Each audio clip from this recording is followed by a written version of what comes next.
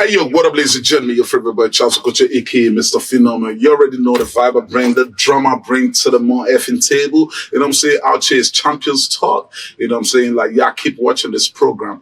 It's a program to watch. That I've been watching it till I DRE. Yo, what up, bro? Yeah. Give me the MIC so you can see that we came with his recipes. Woo! Prep, nigga. Woo! Keep watching Champions Talk.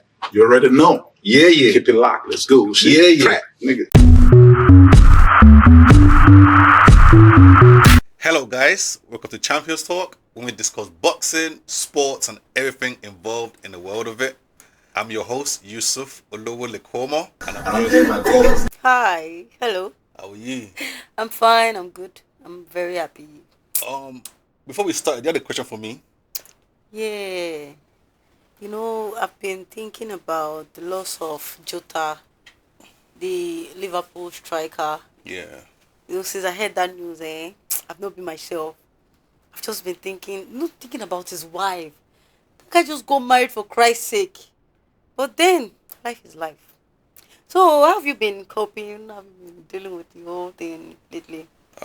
First of all, my condolences to Jota's wife, his family, his kids, and his football club's fans. I wish them all the best moving forward, and may their soul rest in perfect peace. Amen. I've been good. I've been alright. I've been doing some male healthcare and skincare. It's routine. obvious because you are shining. Oh, you are shining. Ahem. I saw a video of some person. It's just a random video. Just street boxers. Now they were talking about, having a fight. A professional boxer having a fight with this Agbero. What do you think the outcome will be like? Now, in boxing, there's amateur boxers and then there's professional boxers, yeah? So for a pro to be fighting Agbero, that one is wild, though. But then at the same time, Agbero is not fighting with your protocols and your rules. Agbero gets stick. Yeah. Get bottle. No. Aside the bottle, definitely they'll put those things aside. But like face to face. Yeah. No. The likelihood of that happening is like 99 to 1. Like out of the 100 times, Agbero might have one lucky punch. But other than that, the professional boxer is cheating now because he's training all the time. The professional boxer is training every single time. The Agbero is not training. So you think, unless he's training, you think the Agbero will not go wild and just go out of context and just? That's why the professional boxer is learning about footwork and guiding and all that kind of stuff. So you can't just man. It's not easy. It's very unlikely. It's very unlikely. Nothing is impossible, but it's very unlikely. I on my way out yesterday, I saw this local government people campaigning, everything in preparation for their election and all of those things. So I was wondering that why these people just organize a small gathering, instead of featuring those local upcoming artists that sing and just come and perform. Then don't bring boxers to just come and grace the event. While they tell people, okay, vote for our person, vote for this, vote for that. Boxing, like, as you know, is a sport that gathers a lot of people. Like, naturally, you see some guys fight on the road. People are willing to stop their cars, or someone just stop. Let's look what's going on. So if the campaigners can use this as a opportunity, that's a very good idea, actually. Just set up a ring, have some exhibition fights, amateur fights. Even if it's pro, a free event outdoors. I agree with that quite well, very, very much. It's a very good campaign for them as well. It brings people, it brings audience, it lets people get high rated. People are seeing fights, everyone energetic, and once even the Agbos are seeing that these are real fighters, they won't be so empty. They will calm down small. They'll still be shouting, whack. That's true. But still, everyone will be hyper, and then the whole contest, like, wow, nice. Yeah. So it's a beautiful idea, man. It's very, very beautiful idea. I think many politicians out there still trying to campaign. This is a good opportunity for you to take Madam Nelly's advice here. You see, in football, there's something like friendly match. Yeah. In boxing, is there anything like a friendly fight? Yeah.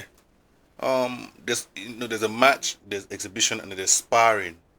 Sparring is like, okay, you wear your head guard, mouth guard, but you don't throw your full weight out. Yeah. Sparring is for learning. So Okay. okay, if you throw to the belly, I know it's like I'm trying to teach you, you're trying to teach me. So it's an opportunity for me to like cover my mistakes, or make changes to where my weaknesses and faults are. So sparring is, I would say, is equivalent to friendly. However, not everyone respects that. Some people, even during sparring, they can injure you because they want to impress some guy there, or some people don't understand the concept of it, and then some guys are just not good enough yet. So during sparring, they'll throw wild punches that will hit, like, that will hurt you. So yeah, You see, sparring is that. I didn't used to like boxing, not until I started paying attention to their details and get to know more about the sport and all. I think I bumped into a post on media when they were talking about matching Portable and Small Doctor. Small doctor. The fact that Portable was just so loud, that man is just too loud. I don't know. He was already saying that Portable is too small for him. Is it by the body size or what? It's not by body size. Che? I'm not even sure if he weighs more than a small doctor, but they should be about the same weight, or maybe Portable's like 2 weights higher. I think Small Doctor looks more healthier. Who looks bigger? Is it Portable? Looks healthier than. Healthier. Yeah. Looks healthier Naturally, than. Portable smokes. I don't know if Small Doctor smokes, or if he smokes as much. But the fact that Small Doctor is a trainer, is a boxing person. He actually trains. He's got his own boxing club, or more better boxing club, and co. Portable is not fighting even an amateur level, or even a trainees level. He's fighting. It's a joke. He's fighting. It's fun. It's for I fun. didn't know that Small Doctor had Omo Beta Boxing Club. Yeah, he has a proper boxing club that get involved in leagues like Ikateko, and he has very good platform out there. He trains himself. He even trains some of his boxers. I've seen one or two videos. So to pair them together is unfair again to Portable, because he trains. Portable doesn't train. But Portable. Come on, come on. Who do you think Portable is fighting? Portable is fighting Charles Okocha, and he's fighting what's this guy's name? The Deng dude. See, I don't care because Portable has been all out talking and bragging. Why do you think he said He's saying a lot it's too small for me? Yeah, Small Doctor is so small for him. Why? That's a decoy. Let them come and prove this whole thing now. Who said it was too small? Portable said. He said Small Doctor is too small for him. He said it's too small because that's a way to get out of the fight. He's not gonna fight. Portable, okay, he said he's using that statement as a decoy, right? Man, he had to get a woman. He's a street boy, so. But to be honest, anything is possible. But I just want to see somebody beat Portable up. No, me, I like Portable. I don't want to see anybody beat him. I don't like him. Him. I don't like him actually. You don't like him? I don't like him. Nah, me, I like. I don't like like. I don't like Portable. He's just too loud. Anyways, but there's nothing we can do. The star is the star. Yes, no. The star is the star. So, what if your son just wakes up one day and says, "Daddy, I want to be a boxer"?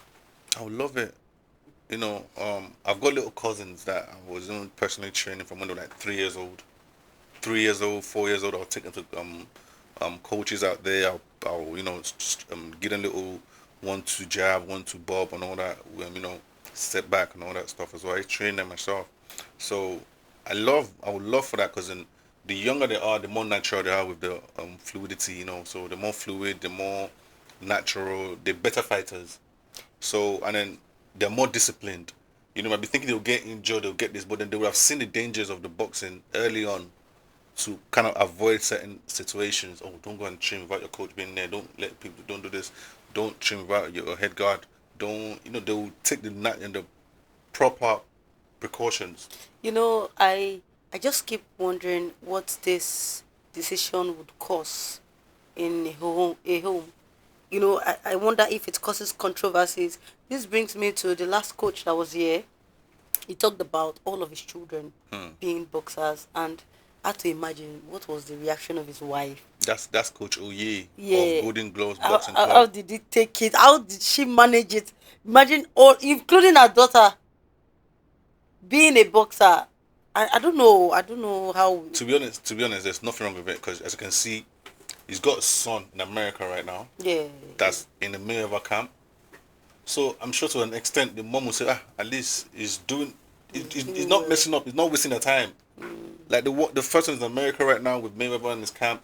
That's a good result. Like it's like you're training a child to be a doctor and is in a hospital working as a doctor. So you've achieved the aim. So the aim's objective have been achieved, and then naturally she'll be scared growing up. Like from deaths of boxers, injuries here and there. She would I don't know if it's happened to my child though, but her husband's a coach, a well-respected coach in Nigeria, Coach Oye of Golden Gloves. He's a well-respected coach in Nigeria. So the fact that he has expertise and experience of over 40 years, I'm sure it will give us some assurances as well that don't worry, he knows what he's doing.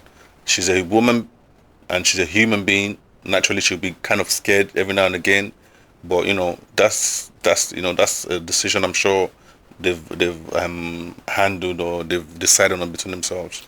I've been thinking how boxers find a way to express their emotions, especially when they're pained, when they're disturbed, when they're heartbroken. Normally as a singer, we have seen cases whereby somebody breaks the heart of a singer and he sings about it. You understand? The boxer will fight about it. Yeah, the boxer will beat about it. Imagine but wait, do you think boxers are allowed to rage? Like, let's say vents? Yeah, that's why you have a boxing bag. You have your boxing bag, a big one. There's something called a boxing bag. You just hang it up. Yeah, I know. Yeah, go and punch it. Boxing bag. You can spar. You can actually go and fight, natural fight in the ring. There's a lot of ways. There's sparring. There's this. In the process can of jog. doing that, you get injured. You sustain 1 or 2 injury. You think the emotions Naturally, you should always fight in a calculated manner. You shouldn't let your rage control your punches, because then you start making mistakes. You don't guard as well. You don't step back or stay out the way of punches as well. You don't So you should always be calculated in your approach when fighting. But in situations where your rage is involved, you just have to hope for the best not to get injured. And if you do get injured, you've got medical teams there that can help you out, and hopefully that's why we're calling for boxers to start getting insurances, healthcare insurances, life insurances, because anything can happen to a fight at the end of the day. So you have to be well protected. You don't want your emotions getting the best of you, that's for sure.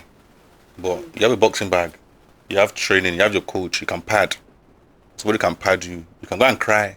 Men can cry, boxers can cry. You can, there's a lot of things you can do than going to get injured now, or going to fight someone in the street and beating them up.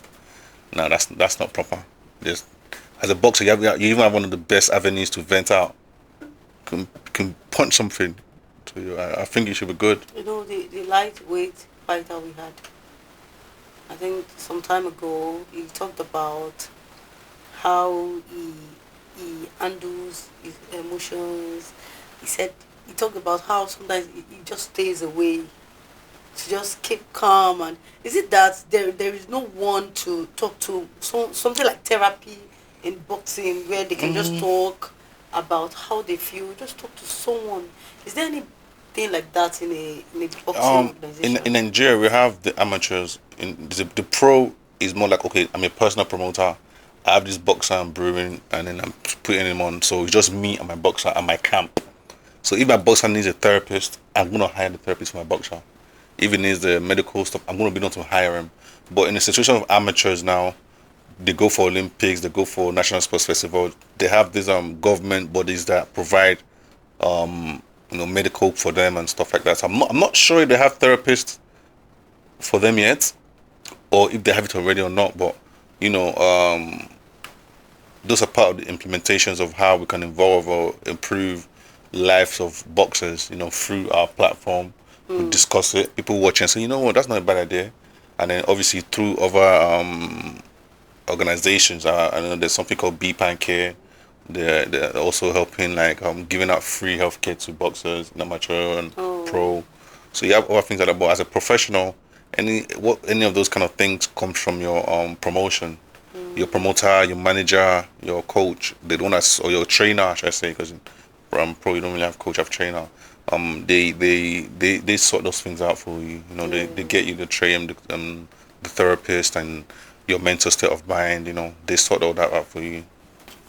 Cause I remember seeing this movie, Make It or Break It. It's an old movie. Make it or break It's it. about I've not watched that. It's about gymnasts, and the whole expression of the movie is that sports deals with the mind and strength and skill. Yeah. So whenever they see that, okay, this particular gymnast is not fit emotionally, It's gonna affect the yeah, game. they won't even allow them. Either you are going on bars, on beam, wherever it may be, you will not be allowed. Even you're doing floors, they will not allow you to partake. So imagine, let's relate it now to boxing. Is it possible for a coach to look at his boxer and say, they broke your heart and you're not, since you're not balanced, I can't let you fight. Is there anything like that? Very, very much so. Yes. Unfortunately, you know, we've discussed this topic over and over and over in regards to the late boxer. His trainer didn't follow into Ghana because the trainer felt you're not ready yet. You've not been training. Your mind is not right. You don't have the capabilities to go and fight there. Yeah, since his trainer did not follow him, why did he go? He doesn't believe he was ready to fight, one, and his mental state of mind was not appropriate. That's even though in the fight he was winning before the unfortunate incident happened. You know, your trainer knows you, is the one watching you from the outside, and at the same time, you know, like you said with the gymnast, you can't be doing backflips and you're thinking about one broken heart, and then you're forgetting that you're about to land, then you're landing on your neck. No, that's you know what I mean. That's not proper. You're in the ring, you're bobbing blows, and you start thinking about one guy that stole your money. You know, you're getting punched in your nose. That's it. That's So true. your mind needs to be clear. That's why they don't allow these drugs and all that stuff, because then the drug can hinder your performance and it can advance it. You can go into Like a rage. You can take catalyst. you open your eyes like a rapist. You know, so I don't know. That's just what it is. You know, your mind needs to be properly clear, and then the coach and the trainer knows what's best for you because you're the investment. So they don't want you to mess up. They want the best for you. As far as they're not being bribed, you know, and they believe in your vision, they want the best for you because then the better you do, the more money they can get, the more exposure they can get, the more pride they can take in saying, yo, I trained that guy, that's my boxer, he's with us, he's in our camp. So they obviously, no, please don't injure yourself. No, I can't afford, no, please. They'll beg you, but you know, at the end of the day, it's still your decision. You know, you can influence, I want to fight, man. And then they don't want you to say, yeah, get out. I'll get another trainer. I'll get another coach. So most of the time, they'll be cautious as well. But, you know, ultimately, they want the best for you and they'll always try sway you toward the right path. So how do you think these promoters can recruit young boxers? Like I said, recruit promoters more time are in professional bodies. The amateurs are doing it because they're brewing boxers. You have, like I said, leagues. You have coaches. What coaches do is they have a club of different boxers they train. Yeah. You know, then sometimes the one promoter say, okay, that boy, I like him. He came to do. I went to one event. He went to, you know, I like him. I want to bring an event. They start taking care of him until he turns him pro, and then from there start representing him. Then you also have the Kateko League. What happens? Different coaches, amateurs, they come together. They go for winning belts. Sometimes it takes them to Ghana. It takes them to Gambia. You know, I think it's even linked up with Gambia and other countries like that. So what happens is people watch these videos. People go to these events. Matchmakers, this guy is good enough. I think let's just get him 2 more matches. We take him to Hall of Fame. We take him to Governor's Belt. See how he does. After that, people get to they know his face, exposure. Then we turn him pro. If he's pro, people already know him, so it won't be hard to get him an opponent. They know his skills. So promoters, they have matchmakers that go and look for opponents for like fighters. So if I want to throw an event now, I'm not going to start calling everybody and say, do you have someone that can fight this guy? You have matchmakers that can do that. You have coaches you can reach out to. Okay, coach, I'm having an event. There's this coach will call that coach will call this coach, and then I have this opponent. My opponent can fight my boxer can fight your boxer the same way. So promoters, they scout through event. They scout through matchmakers. They scout through coaches, and and so on and so on. And sometimes they literally just go themselves as well. Just let me even see these guys that are training down my street. This is a small boy. The other day I was at a place. I saw some 14, 11-year-old boy. He was very big. And then I just said, I carry this chair. Then started carrying the chair. And I do press up. And he did the press up. He's like, I want to be boxing. I want to be training with you. And I'm like, okay, you know what? I live far from you, but being with the connection I have, I can link you up with a coach that's close to you. We pay your registration fee, and then you start training. So that's like that. I've scouted him. Yeah. I found a talent that can be brewed, put him in that place, and then 3-4 years from now, he has started going to national championships and going to events, youth games. There's secondary school events now. So from there, okay, he's had maybe 50 fights experience. By the time he's 15, 16, depending on how big he is, he can start even going to represent Lagos State and Nigeria. So that's just how it is. You see, in our communities, anytime I go into a new environment, or an environment I've not been to, or certain streets or so, I notice these snooker players. Yeah. In fact, it's rampant now. It's like a major business. So you just get a snooker board, and you see guys, they come there to play. I mean, men come out to play, and before you know it, after a while, you start seeing messages on WhatsApp, or you see posters. There's a competition coming up. If you can win this game, you go on with 300k, and they mean it. Yeah, I saw one. They mean it. It's not a joke. Even when you ask someone, "How for this?" We do it often. So it's not a matter of just talking or just making money. The cash is there. So if just snooker players who are just random, it's not as if they train. If you know how to show your skill, just come. And I think how they generate the money, you register and Buy form. Yeah, you buy form. And aside that, when players come, they just bet, they gamble. So that's how the owner of the board gets his money. So I'm trying to imagine if just mere snooker players, I'm using the word mere because they do it for fun. The thing so is, if they can come together to do such, I have never seen, the only thing I used to see on the road, maybe one corner of the street, just see small children who are training. You see them boxing, trying to fight, do one or two. I've never seen those boxers come together in a particular community. Okay, let's say in this community, or this are the number of people boxers we have trained. Yeah, so let's come and fight. Let us have a small tournament. So if anybody wins, goes on with 200k, goes on with this, goes on with that. There's nothing really serious like that. Why? there is, There is. but it's just not as much because it's more expensive to pull off. With a snooker board now, you can have someone that has a club or a lounge, and it has just one snooker table there. If you propose that, okay, I have some guys who go on come play here. He doesn't mind because that means more people are going to come and watch. Since you guys already have more people are going to buy drinks, more people are going to do this. So how much are you paying to get in? You might not, sometimes it's even free to get in, but he doesn't mind that because you're going to buy drinks, and then they're competing, they're gambling, they start coming every day. So it's easier to set up a snooker tournament as opposed to like boxing. Those guys you're seeing on the road, those are guys that are preparing for events. So events like I'm guessing the amateurs, events like Hall of Fame. Hall of Fame now, if you win, you get 500k, I think. Or maybe no, I think every winner gets like 50k or so or whatever, and then ultimately, but you have also events like Governor's Belt.